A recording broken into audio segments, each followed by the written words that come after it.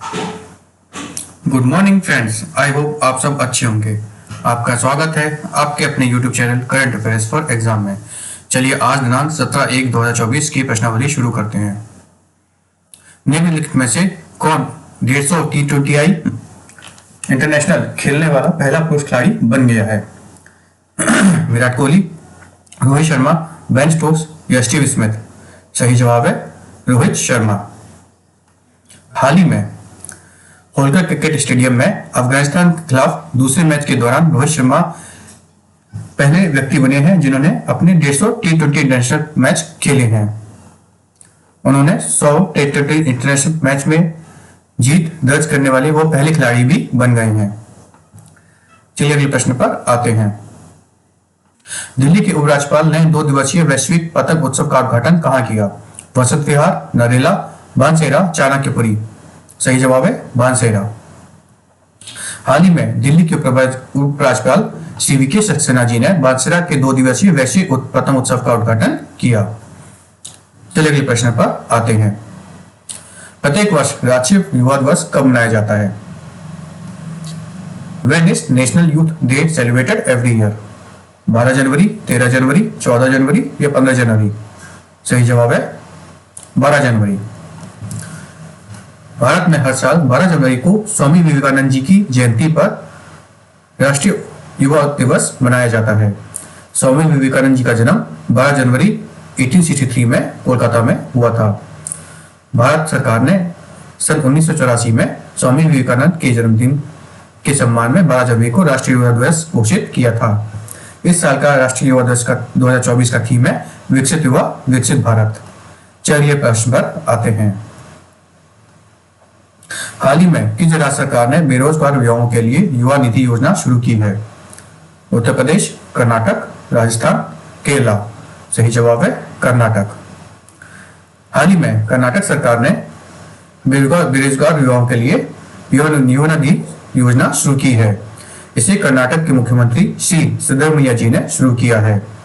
यह शिवमोगा डिस्ट्रिक्ट में freedom park से इसकी शुरुआत की गई है। इसमें हर साल जो डिग्री करे हुए छात्र हैं तथा जो अभी जिनकी नौकरी कहीं नहीं लगी है उनको 3,000 रुपए तथा डिप्लोमा किए हुए छात्रों को 1,500 रुपए प्रति माह प्रदान किए जाएंगे।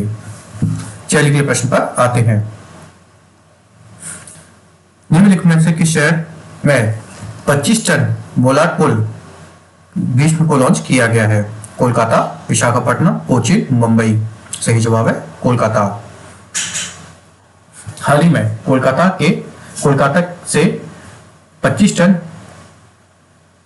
बीपी तक को लॉन्च किया गया जिसका नाम भीष्म है। यह टंक्स लंगरधार पर जहाजों का अग्निशमन सहायता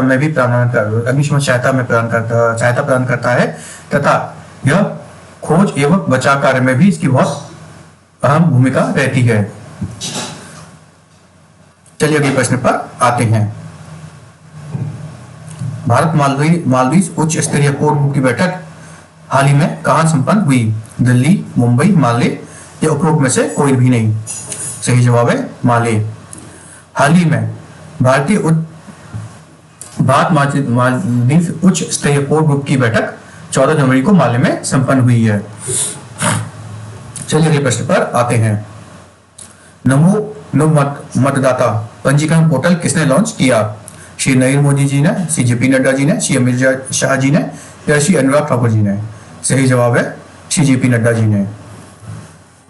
श्री जेपी नड्डा जी ने पहली बार मतदाताओं के लिए नई दिल्ली में नमो मतदाता पोर्टल लॉन्च किया है। पोर्टल का उद्देश्य उद्घाटन मतदाताओं को विकसितशील भारत के लिए राजदूतों के रूप में शामिल करना और सूचीबद्ध करना है। चलिए प्रश्न पर आते हैं। निम्नलिखित में से किसे भारत ने पहले डार्क स्काई पार्क के रूप में मान्यता मिली है? निम्नलिखित में से किस पार्क को पहले डार्क स्काई पार्क के रूप में मान्यता मिली है? Nagarjuna Sagar, Srisailam tiger reserve, Ranthambore tiger reserve, Panna tiger reserve या पेंच टाइगर रिजर्व? इसका जवाब है पेंच टाइगर रिजर्व जो कि महाराष्ट्र में आता है। हाल ही में पेंच टाइगर रिजर्व को भारत का पहला डार्क स्काई पार्क की घोषणा या उसको मान्यता मिली है। यह महाराष्ट्र में आता है। इंडियन एस्ट्रोनॉमिकल ऑब्जर्वेटरी हाल में स्थित एक ऊंचाई वाला खगोल विज्ञान स्टेशन है और भारतीय खगोल भौतिक संस्था द्वारा संचालित भारत का पहला डाइट स्टार संरक्षित क्षेत्र है। परंतु जो रिजर्व की बात कही जाए तो वो पेंच टाइगर रिजर्व आता है। डाइट स्कार्प एक ऐसा क्षेत्र होता है जहां पे जो प्रकाश प्रदूषण होता है वो बहुत ही कम या ना के बराबर होता है, जिससे कि हम आसमान में, खुले आसमान में देख सकते हैं। यह प्राकृतिक अंधेरे को संरक्षित करने और अंधेरे आसमान के महत्व के बारे में सार्वजनिक जागरूकता को बढ़ावा देने के लिए प्रयासों के लिए पहचाने जाते हैं। चलिए अगले प्रश्न पर आते हैं।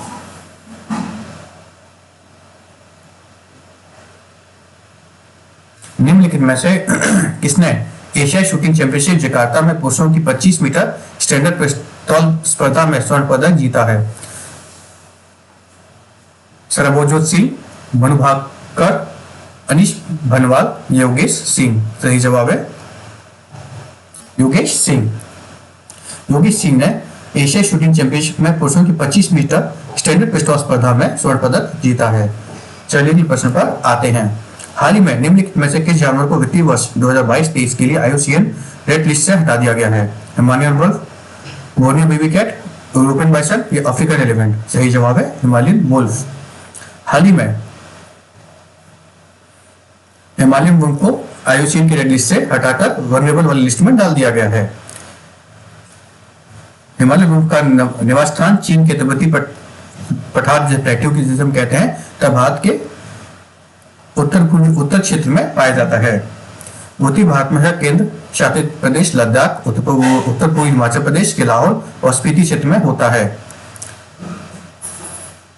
यह एक प्रमुख ल्यूपियन शिकारी है।